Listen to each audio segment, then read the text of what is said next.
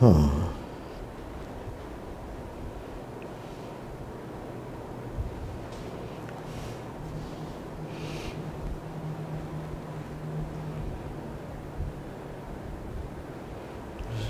un peu ça là.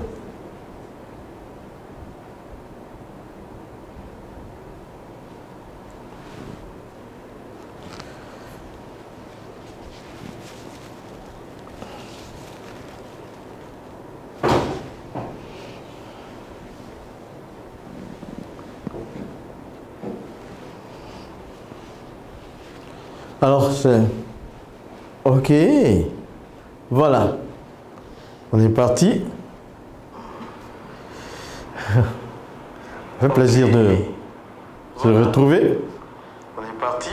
Shalom, shalom, shalom à tous et à toutes. Aujourd'hui, c'est la reprise de Vérité, Réalité. Donc, on va faire le 83e numéro. Dans quelques instants, on va attendre que les uns et les autres se connectent.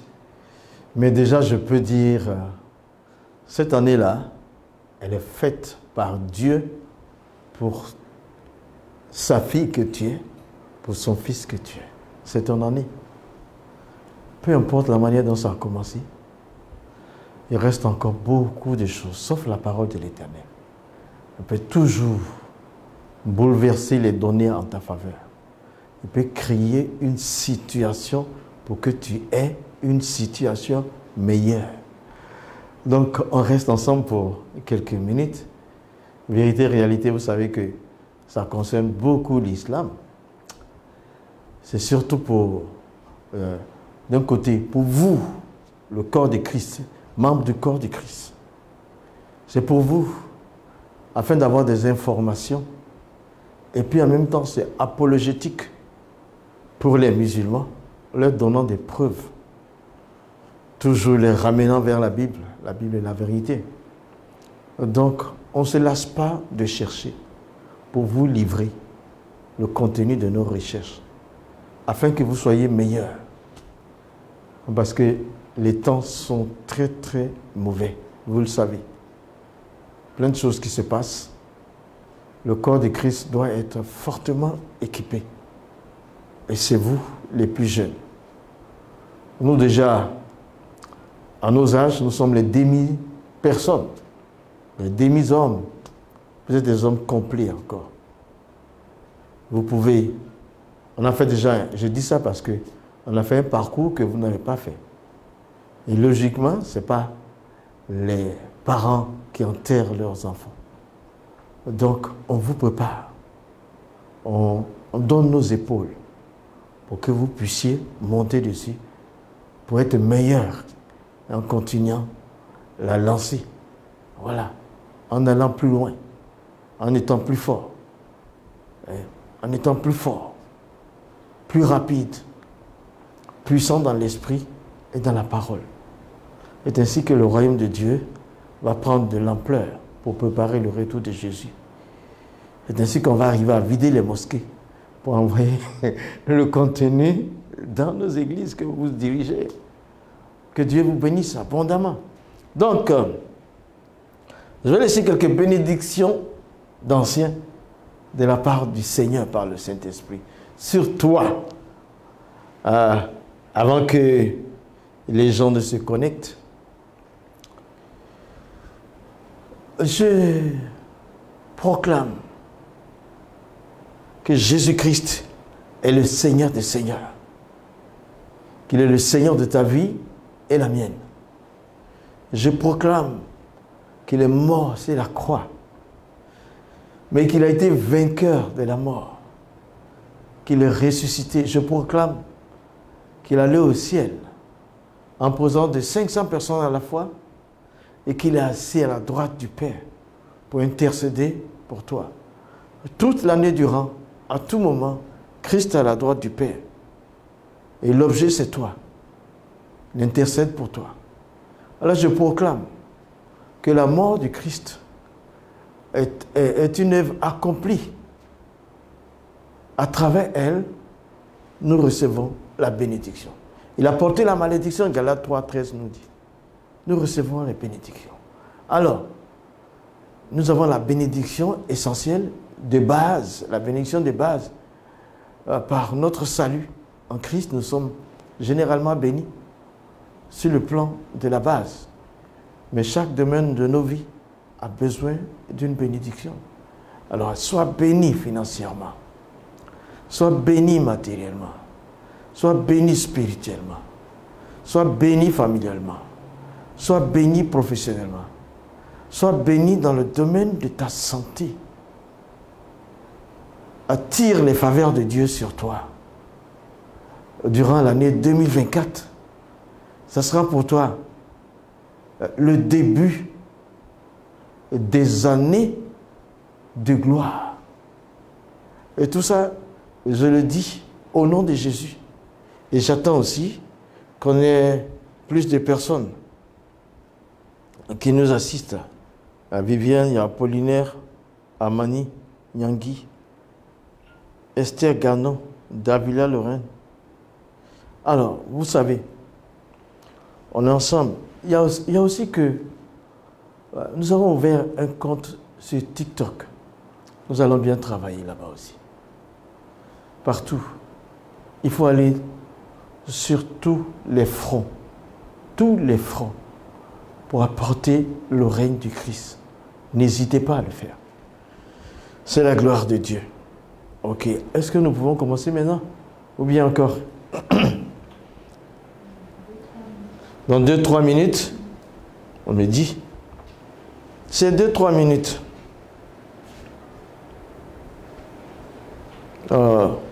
Restons à prier un peu. C'est mieux. Remercions Dieu pour ce début d'année, pour la victoire qu'il nous accorde de 2024 jusqu'au-delà. Seigneur, tu es vivant. Tu es puissant. Tu es élevé. Tu es béni. Nous te remercions pour ta grâce immense qui pèse sur nous. Nous te remercions pour ta puissance. Nous te remercions pour ton règne infini. Nous te remercions parce que ta salvation nous est parvenue par amour éternel et par grâce. Nous te remercions parce que tu fais de chacun de nous un instrument puissant entre tes mains pour dépeupler le royaume des ténèbres et remplir le royaume de Dieu. Merci, nous te remercions parce que 2024 est une année des années pour nous. L'année qui va catapulter nos vies au point le plus élevé selon la dimension divine et selon l'accord de notre Dieu. Et à partir de 2024, l'ascension ne s'arrêtera pas. Et notre limite sera le ciel. Merci Seigneur, c'est toi qui m'écoutes, toi qui me regardes. Ici dans le studio, nous avons des jeunes ministères consacrés à Christ.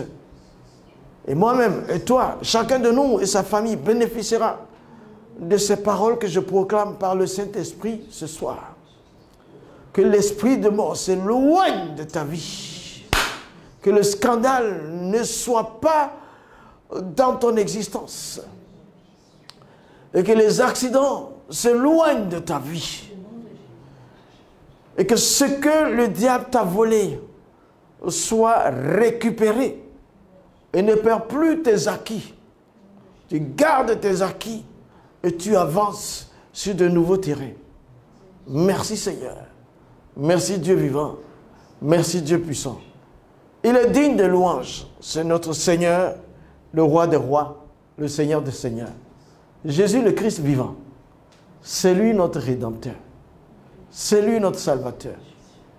C'est lui qui nous enrichit parce que l'or et l'argent appartiennent à notre Dieu. Il a été appauvri sur la croix pour que nous soyons enrichis. Il a été rejeté pour que nous soyons acceptés. Il a été abandonné pour que nous soyons embrassés. Il a été blessé pour que nous guérissions de ses meurtrissures. Merci Seigneur. Son sang a coulé pour que notre sang ne coule pas. Merci Seigneur, Dieu Tout-Puissant. sois béni. 2024, c'est aussi ton année.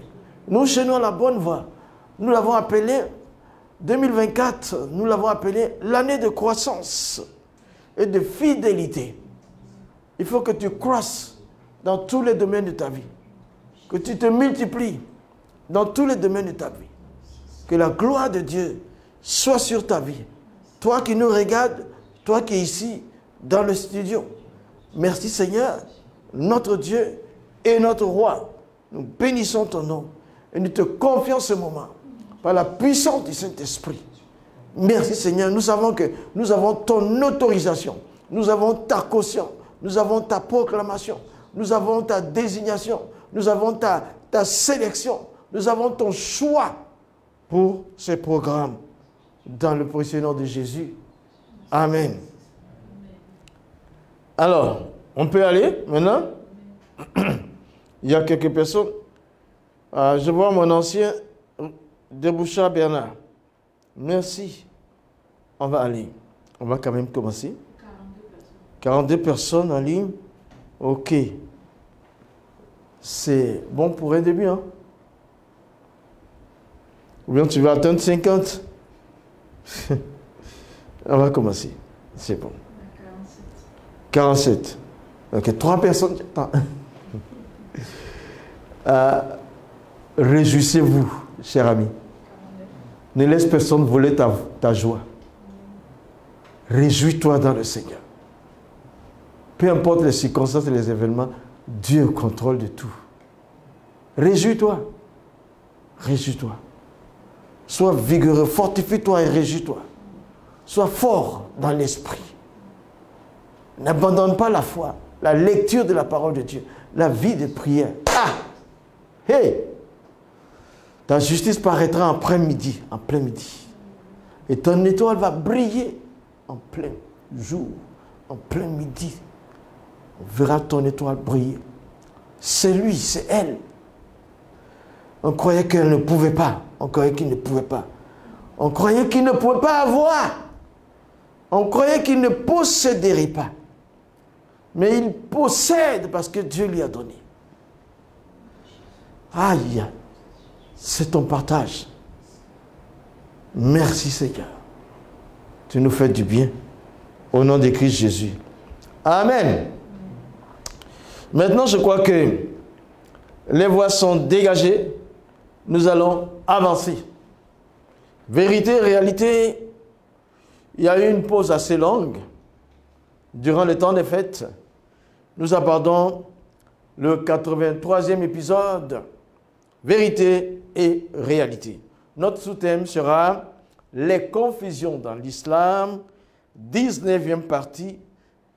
Les confusions dans l'islam, 19e partie. Vous voyez, souvent j'ai vu il y a quelques jours, des apologètes projeter des témoignages de personnes qui sont venues à l'islam. Mais quand tu écoutes ces témoignages-là, j'ai entendu une dizaine de témoignages. Mais aucun de ces témoignages-là ne donne la paix céleste. Ils te disent, ça me plaît, ceci et cela. Ça me plaît, je me sens mieux, je me sens ceci.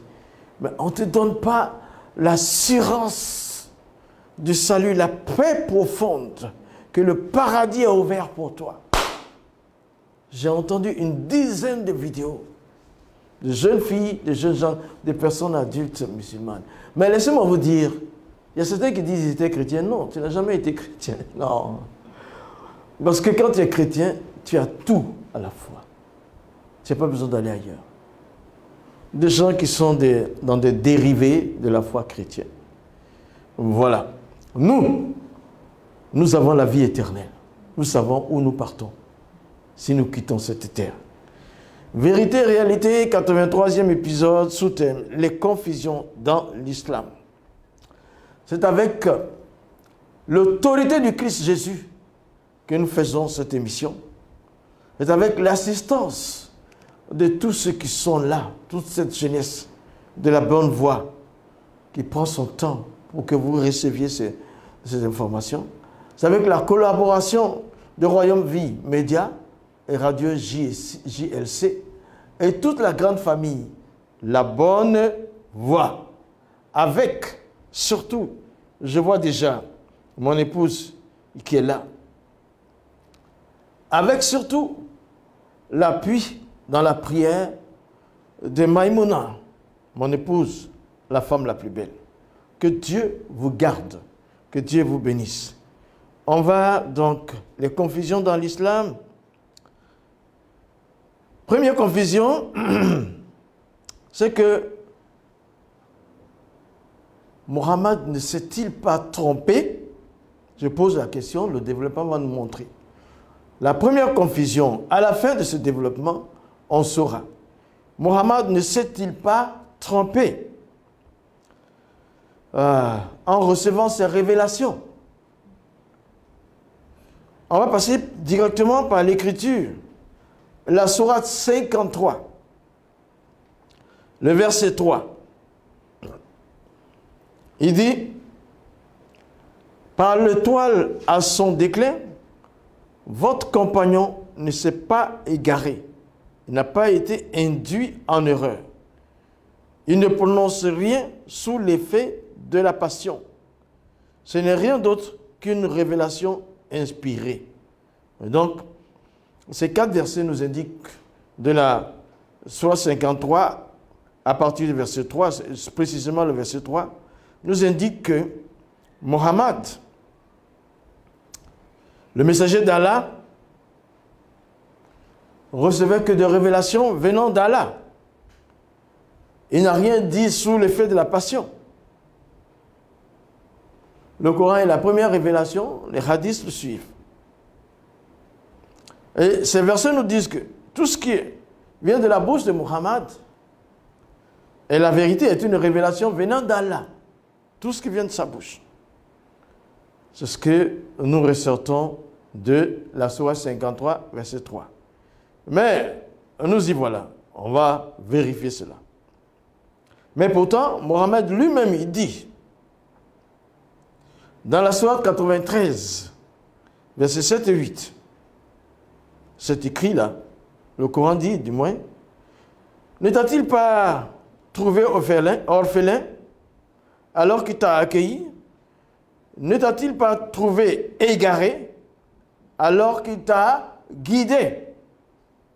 Ah, déjà le Coran vient dire que Mohammed, le messager d'Allah, était égaré et que Allah l'a guidé. Voici, il y a déjà une confusion là. Dans la sourate précédente, 53, verset 3, elle est dit que tout ce qu'il prononce ne souffre d'aucune faute. Mais pourtant, la sourate 93 dit que le messager d'Allah était égaré, qu'Allah l'aurait conduit dans le droit chemin, l'a guidé dans le droit chemin. C'est déjà la première confusion. Je dis que, chers amis musulmans, Jésus ne s'est jamais égaré. Il ne s'est jamais trompé. Il a toujours fait comme il faut. Parce qu'il est la parole de Dieu devenue un homme. Moi, je te dis, en ce début d'année, déjà, viens à Jésus pour qu'il n'y ait point de confusion scripturaire qui te barre le chemin. Le messager d'Allah était égaré et guidé. Voici le tafsir de la sourate 93 au verset 7. Le tafsir dit, le tafsir c'est l'exégèse. Allah conseille, selon Tabari, le tafsir de la sourate 93, verset 7. Tabari nous informe, Allah conseille son nouveau prophète en lui disant, les pratiques que tu faisais avant d'avoir, les pratiques que tu faisais avant doivent changer par rapport à ce pourquoi tu as été appelé. Donc, le tafsir, Tabari nous dit que c'était un conseil, que Mohammed faisait certaines pratiques avant. Allah demande qu'il change. Donc, il était dans l'erreur en tant que nouveau prophète. Voilà, il affirme. Allah conseille son nouveau prophète en lui disant, les pratiques que tu faisais avant doivent changer par rapport à ce à quoi tu as été appelé. Donc, c'est vraiment la confusion quand le Coran, ça va dire, chapitre 53, il ne porte que les paroles d'Allah. Et après, ça démontre qu'il était égaré. Donc, la sourate 93, le tafsir de Tabari, qui est un grand commentateur, il dit que Allah dit à son prophète, change par rapport à la nouvelle mission que je te donne. Tout nouveau prophète. Il était déjà prophète. Allah voulait qu'il change. Maintenant, le prophète de l'islam lui-même, ici, on va découvrir dans la sourate 46, au verset 9, qu'il est un peu déstabilisé. Il dit, je ne suis pas un innovateur. Non, je ne suis pas une innovation parmi les messagers. Je ne suis pas une innovation parmi les messagers. Je ne sais pas ce que l'on fera de moi, tout comme vous. Je ne fais que suivre ce qui m'est révélé et je ne suis qu'un avertisseur clair. Lui, il dit, il n'est pas une innovation. Comme les autres messagers ont fait des erreurs, lui, il doit en faire aussi. Mais il ne sait même pas ce qu'il attend. Il est un avertisseur. Au point de vue, voyant les deux versets qui suivaient, les deux chapitres qui suivaient, Mohammed lui-même, ici, il se rabaisse. Il s'humilie, il se rabaisse pour dire que non, je ne suis pas une innovation parmi les messagers. Je suis comme les autres. Et tous les autres ont fauté. Tous les autres ont fauté. Vous voyez, moi, à un moment donné, quand j'ai regardé le Coran, j'ai vu les péchés de tous les prophètes du Coran. Il y a 25 prophètes de la Bible qui figurent dans le Coran avec les histoires un peu contrefaçonnées par rapport à la Bible. Ils ont tous péché. Y compris même le prophète de l'islam. La sourate 48 rapporte en disant, Mohammed, je t'ai accordé une victoire pour te prouver que je pardonne tes péchés actuels et futurs. Mohammed dit qu'il n'est qu'un messager. Et il ne sait pas ce qu'il y a à venir de lui. Quelles étaient donc les pratiques que Mohammed faisait, dont Allah voulait qu'il change? C'était principalement l'idolâtrie.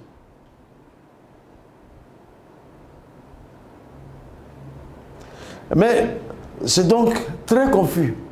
Cher ami musulman, vu tout ça, je réitère mon appel à ton égard.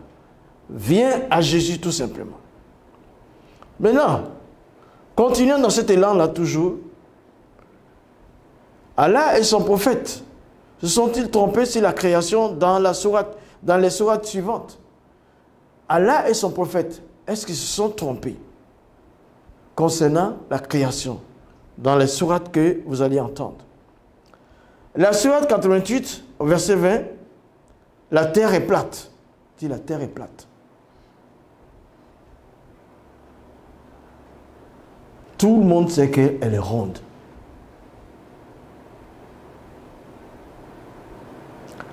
La sourate 18, verset 86, il dit le soleil se couche dans une source boueuse. Le soleil dans une mare boueuse, une source boueuse. Le soleil se couche dans une source pleine de boue. Ce n'est pas possible. C'est confus. La sourate 38, verset 40.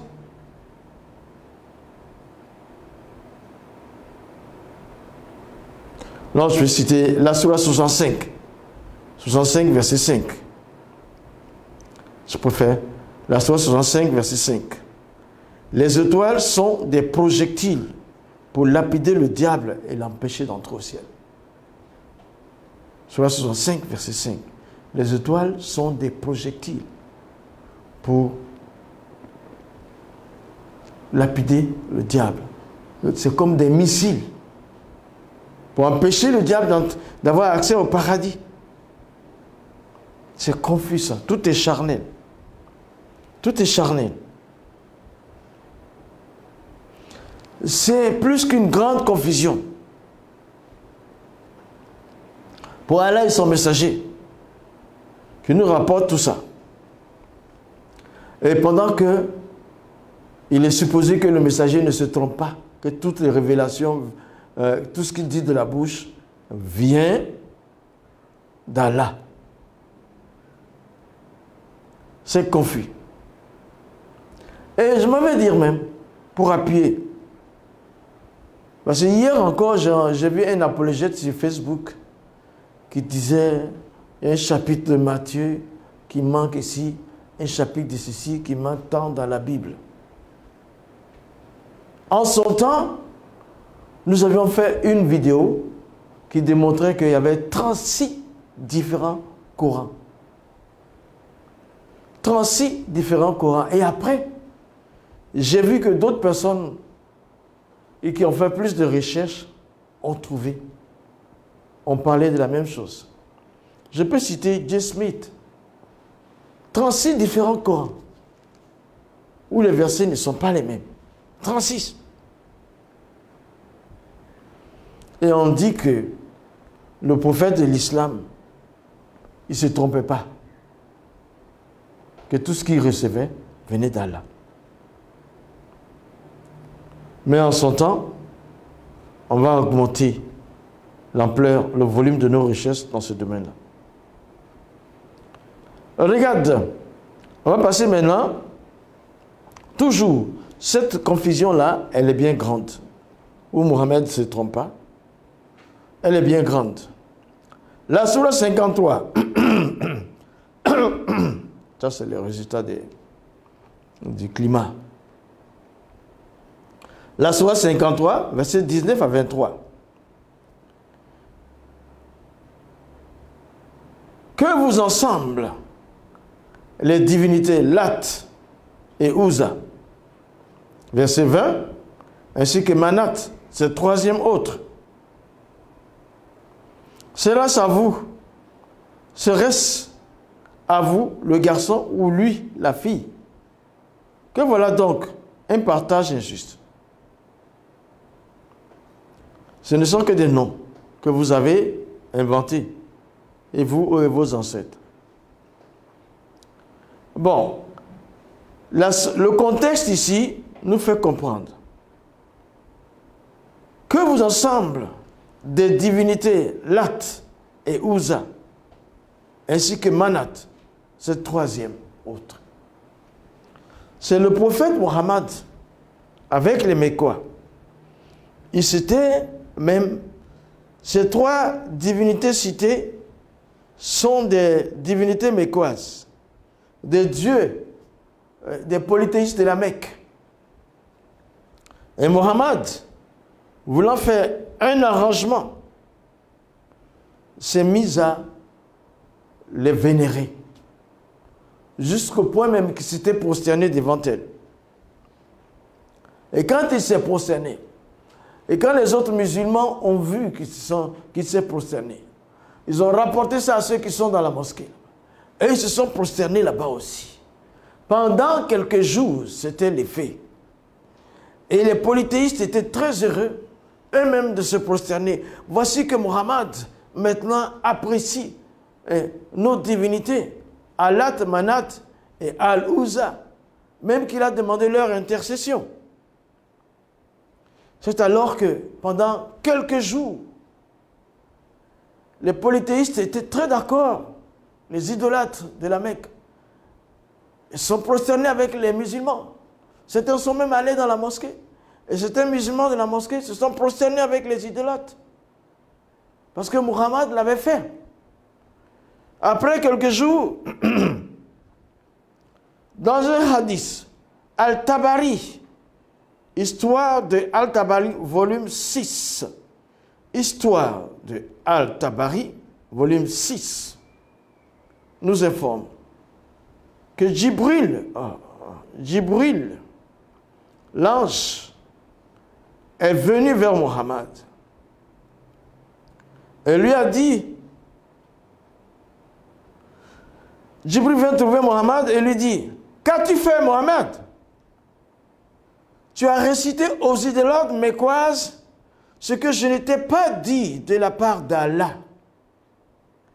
Et tu as dit le contraire. C'est Satan qui t'a inspiré.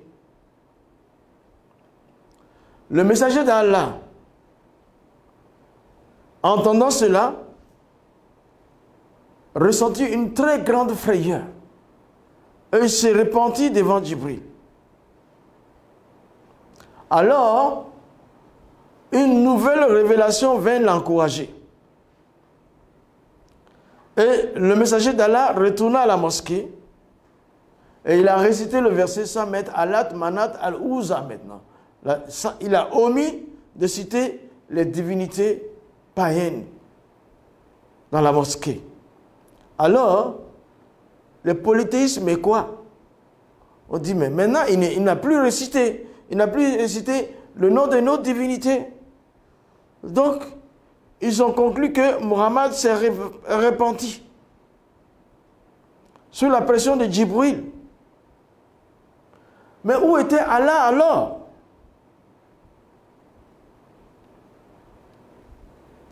Où était Allah, cher ami? On ne peut pas avoir une telle confusion. Les idoles ne sont pas Dieu. Et il a entraîné toute la mosquée. Mais après, il a fallu que, si Djibril n'était pas venu le reprendre, Djibril c'est l'ange qui lui transmettait les paroles d'Allah selon l'islam. Il n'était pas venu le reprendre, on serait resté avec un islam qui acceptait des idoles. Quelle confusion! Quelle confusion!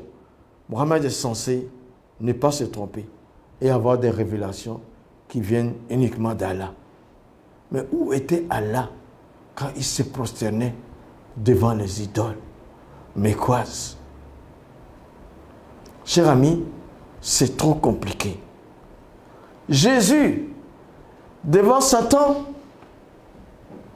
la Bible nous rapporte, Matthieu chapitre 4, que le Saint-Esprit l'a conduit dans le désert pour l'éprouver pendant 40 jours. Et le diable est apparu, le tentant. Il a tenté de plusieurs sortes. Il dit, mais tu as affamé, change ces cailloux en pain et mange. Et il a même dit que je te donne tout ce qui est dans le monde, là, toutes ces choses précieuses, toutes ces choses-là. Mais Jésus a dit, arrière de moi, Satan. Il est écrit, il est écrit. Il a cité l'Écriture et il a chassé le diable, il a vaincu. Et les anges sont venus le servir. C'était un gros test. Mais Mohammed, il suffit de le tester un peu avec l'idolâtrie qu'il tombe dedans. Ah, si tu le testes avec l'idolâtrie, si tu le testes avec le sexe opposé, tu vas l'avoir. Les deux choses-là, et tu es avec lui. Mais malgré cela, Allah est venu quand même au secours de Mohammed en lui envoyant cette révélation. Regardez, écoutez, Allah lui a envoyé cette révélation. Sourate 22, verset 52. Tu vois, comme pour le consoler. Nous n'avons envoyé avant toi ni messager ni prophète qui n'ait récité ce qui lui a été révélé sans que le diable n'ait essayé d'intervenir pour semer le doute dans le cœur des gens au sujet de sa récitation. Allah abroge ce que le diable suggère et Allah renforce ces versets-là. Allah est omniscient et omnisage, et sage. Voilà la consolation. Maintenant, pour défendre Mohammed, il dit, oh, Allah dit, avant toi, on n'a pas envoyé de messagers ni prophètes sans que le diable n'essaie de contrefaçonner le message. et de changer le cœur de l'auditoire. Mais nous, Allah, nous abrogeons ces versets-là.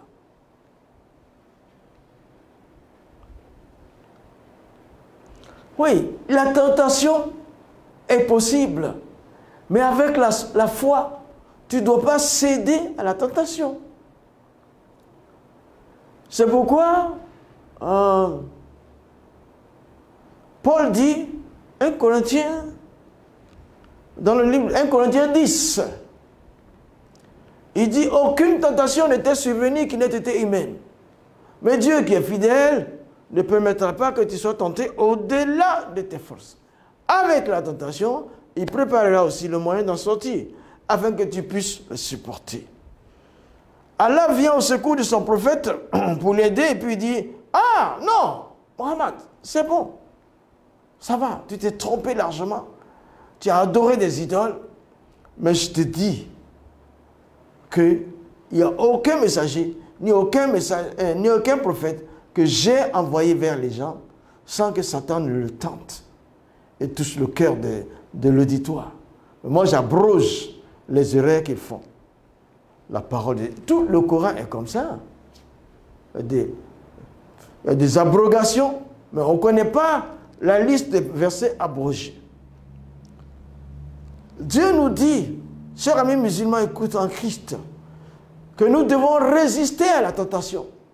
Et le Seigneur nous donne l'Esprit de Dieu pour chasser les démons. Mais le shirk que Mohammed a fait là, ça, c'est même pas de la race des enfants de Dieu. C'est pour ça que viens à Jésus tout simplement pour avoir le Saint-Esprit qui va te soutenir à la tentation, au moment de la tentation.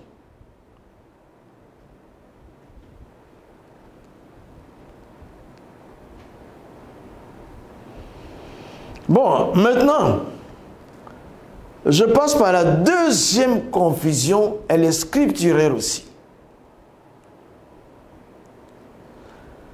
Le Coran ne donne aucune explication, tout en disant que tout est expliqué. La sourate 16, 89. Et le jour où dans chaque communauté, nous susciterons parmi eux un témoin contre eux et nous t'amènerons, Mohammed, comme témoin contre ceux-ci. Nous t'amènerons. Alors ils ont mis entre guillemets, entre parenthèses, Mohammed, comme témoin contre ceux-ci. Et nous avons fait descendre sur toi le livre comme exposé explicite de toutes choses. Nous avons fait descendre sur toi le livre comme un exposé explicite de toutes choses, ainsi qu'un guide, une grâce et une bonne annonce aux musulmans. Voilà encore, il arrive. Il dit que le livre, le Coran, est un exposé explicite, c'est-à-dire que c'est facile à comprendre. C'est facile à comprendre. Et que c'est un guide. Mais cette sourate dit que le Coran explique tout, la sourate 16, 89. Que le Coran explique toutes choses. Mais en réalité, il n'explique pas les choses. Beaucoup de versets sont comme ça dans le Coran, inexpliqués. Inexpliqués. C'est pour ça que les auteurs du Coran, parce que ce n'est pas Dieu qui a fait le Coran. Les Abbassides, tous ces grands théologiens qui viennent de Khouassin, dans l'Asie, entre l'Irak et l'Iran, quand ils ont inventé les paroles du Coran en picorant par-ci, par-là, dans l'Ancien Testament, dans les écrits judéens, dans les écrits juifs, dans les écrits juifs, en citant ici, en copiant ici, par-ci, par-là, le Nouveau Testament, quand ils ont fait ce Coran-là, ça ne vient pas du ciel. Personne ne peut comprendre ce Coran-là. Parce que l'arabe qui est dedans est un sabir. C'est de l'hébreu mélangé au syriaque et l'araméen. C'est pour ça qu'ils ont fait 9 volumes pour des tafsirs. Chaque verset a son tafsir. Chaque verset a son exégèse. Pour que les gens puissent comprendre. On ne peut pas prendre le Coran et lire l'arabe là comme ça et le comprendre. Le chapitre 16 du Coran, la sourate 16, verset 89, comme dit que le Coran explique toutes choses, mais en réalité n'explique rien. Ce sont les hommes qui expliquent le Coran. Les Ibn Kathir, les Al-Bukhari, les Muslims, Al-Qurtubi, etc. Les savants de l'islam, des hommes qui expliquent ce que Dieu dit. Mais Dieu ne peut pas s'expliquer aux hommes. Aucune personne sur la terre ne peut dire « je comprends le Coran, je comprends le Coran ». Chaque verset, il faut lire le tafsir. Chaque verset. Moi, je peux lire la Bible et recevoir l'inspiration d'un verset et savoir exactement ce que Dieu veut que je fasse. Ça n'existe pas dans le Coran. Le chapitre, la sourate 89, la sourate 16, verset 89, est abarré. Ce n'est pas la vérité. Confusion totale. Enlevons les tafsirs. Voyons si quelqu'un peut expliquer le Coran. C'est une grande confusion. Viens à la Bible, mon cher ami. Le Saint-Esprit t'aidera à comprendre la Bible. Il y a aussi des exégèses, mais c'est bien connu que ce sont des théologiens qui expliquent certaines choses. Mais ça n'empêche pas que le lecteur de la Bible puisse recevoir directement du ciel par le Saint-Esprit qui a dicté la parole à des écrivains humains qui ont écrit. Le même Saint-Esprit qui habite en nous, les chrétiens, nous explique la parole. Et c'est ça, c'est le même Saint-Esprit qui a inspiré aussi les théologiens qui font des commentaires. Donc leurs commentaires ne sont pas la parole de Dieu. La Bible est la parole de Dieu. On peut regarder les commentaires comme bibliques, comme ne pas les regarder et recevoir du ciel. Bon, la troisième confusion ici, c'est la suivante. Allah a-t-il besoin d'aide? Allah a-t-il besoin d'aide? Je vais vous amener des versets. Allah veut de l'aide. Allah veut qu'on l'aide.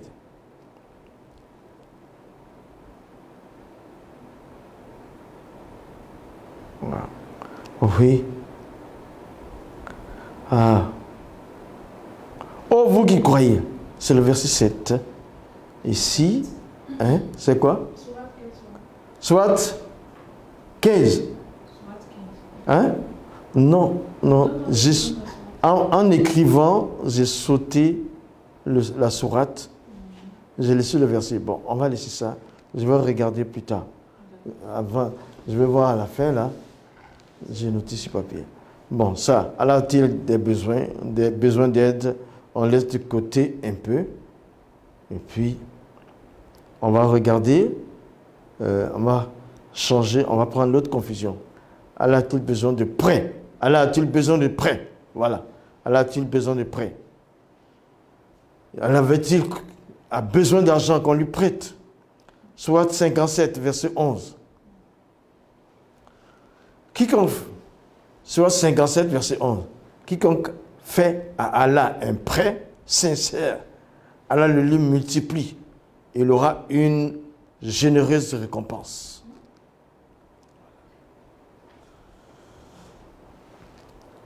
AG 2.8, c'est simple mon frère. L'or et l'argent appartiennent à notre Dieu. Lui n'a pas besoin qu'on lui prête de l'argent. Mais le Dieu de l'islam, quiconque fait, soit 57 verset 11, quiconque fait à Allah un prêt sincère, Allah le lui multiplie et il aura une généreuse récompense. Eh, cher ami musulman, tu peux prêter 2 milliards à ton Dieu, il va te récompenser de façon généreuse. Où est-ce que tu vas le voir pour lui donner cet argent? Quelle banque va lui envoyer là-bas cet argent? Mais c'est écrit, hein, soit 57, verset 11. Quiconque fait un prêt sincère à Allah, Allah le lui multiplie et il aura une généreuse récompense. Moi, je suis un enfant de Dieu, né du sang de Christ et de son esprit. Mon Dieu, c'est lui qui me donne. Parce que je travaille. Mais l'or et l'argent lui appartiennent. L'or et l'argent lui appartiennent. L'or et l'argent lui appartiennent. C'est pourquoi il dit, tu passes à 2 mètres. Quand tu sers ton Dieu, il te permet d'avoir ce que tu dois avoir en travaillant. Mais on ne prête pas de l'argent à Dieu, à Allah, à Dieu, à notre Dieu, Elohim, Yeshua. On ne lui prête pas de l'argent. Il est le propriétaire de tout, il est le gouverneur de l'univers. Mais Allah, prépare-toi, garde, travaille ce mois-ci là, mets ton argent de côté et il faut aider Allah. Il en a besoin. Quelle confusion. Allah a besoin d'un prêt. Allah a besoin d'un financier. Allah sera-t-il limité dans ses finances, dans ses finances? Un Dieu peut-il être limité? La confusion est grande. Chers amis musulmans, la confusion est très grande. Abandonne ce Dieu-là. Viens avec le Dieu de la Bible.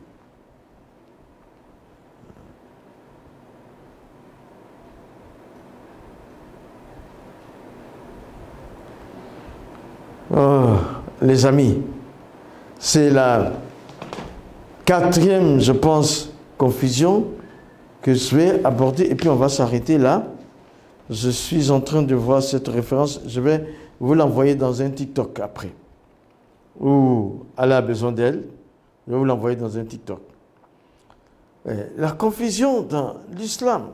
4e confusion. Et on va s'arrêter là aujourd'hui. Ça va être toujours la fameuse Tarkiya. Parce que c'est scandaleux, le Tarkiya.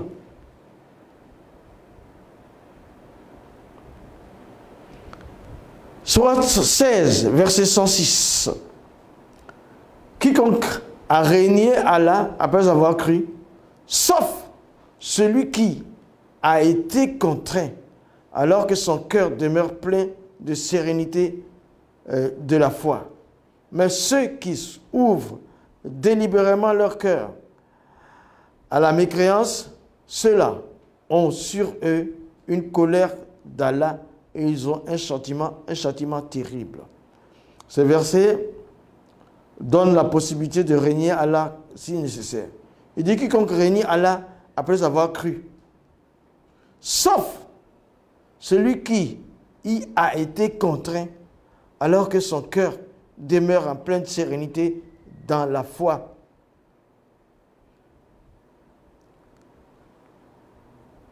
Il est en train de dire, si un musulman est contraint, obligé de renoncer à sa foi musulmane, je ne crois plus en Allah, il peut renoncer à sa foi tout en gardant dans son cœur Allah. Mais il peut prononcer, je ne suis plus musulman, j'abandonne l'islam, parce que même au cas extrême où il serait menacé, il peut le faire. Mais il n'est pas condamnable, il n'est pas blâmable pour ça. Tarkiya. Si tu peux renoncer à ta foi pour faire avancer l'islam, si tu peux dire même ce qui n'est pas vrai pour faire avancer l'islam,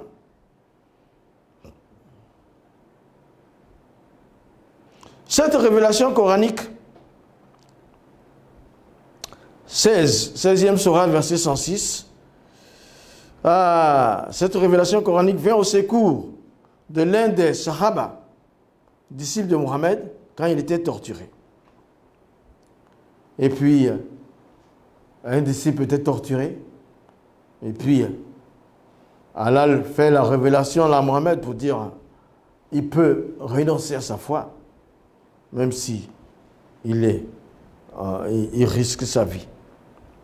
Si tu es musulman, tu peux tout simplement renoncer à ta foi. Pas de problème. Tarkiya permet aux musulmans de faire semblant d'aimer les non-musulmans, même s'ils les détestent. Ça leur permet de faire semblant d'aimer un non-musulman, même si dans leur cœur, ils le détestent. Ils vont faire comme s'ils l'aimaient, dans le but d'atteindre un objectif.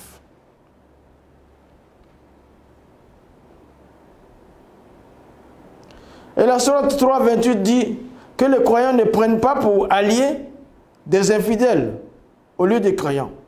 Quiconque le fait contredit la religion d'Allah, à moins que vous ne cherchiez à vous protéger d'eux.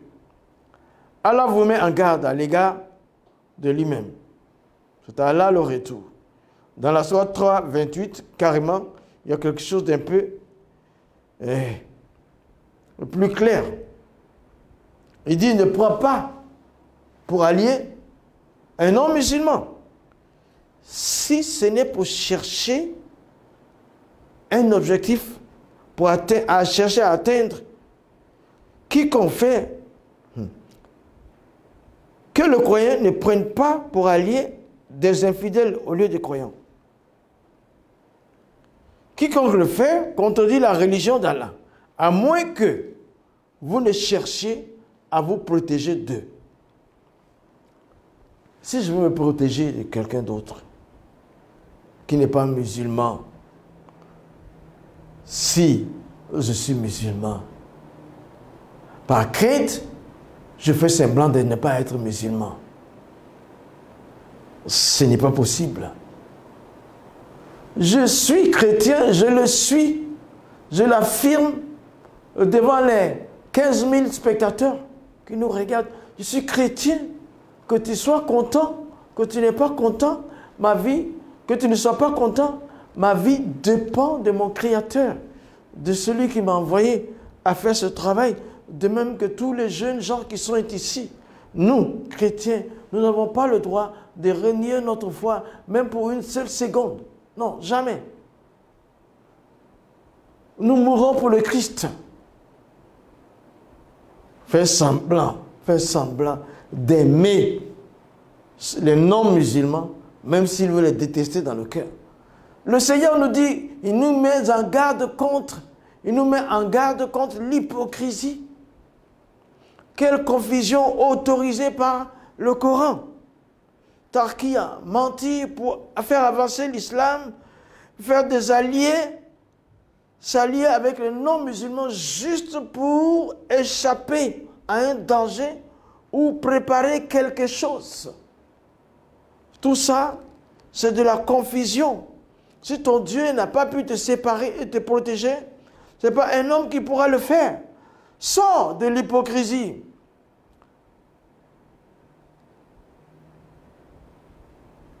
Sors, viens à Dieu, viens à Christ. Viens à Christ. Ton âme sera sauvée.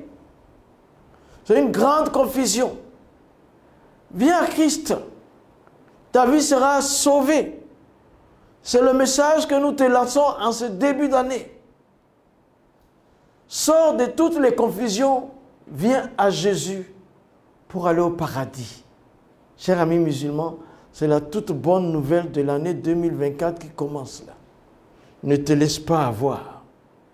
Merci Seigneur. Au nom de Jésus. Shalom et Amen. On va s'arrêter là pour continuer la prochaine. Je vais vous donner la référence là dans un TikTok. Celle de Allah a besoin d'aide. En écrivant, j'ai sauté la référence. Je ne vais pas vous donner tout ce qui n'est pas vérifiable. Tout ce que j'ai dit, vous pouvez le vérifier. Vous savez, là. Mais nous vous aimons de l'amour de Christ pour dire que sortez de là. Venez à Jésus. Vous serez sauvés. Merci. Et à la prochaine fois. Au nom de Jésus, nous vous bénissons. Amen.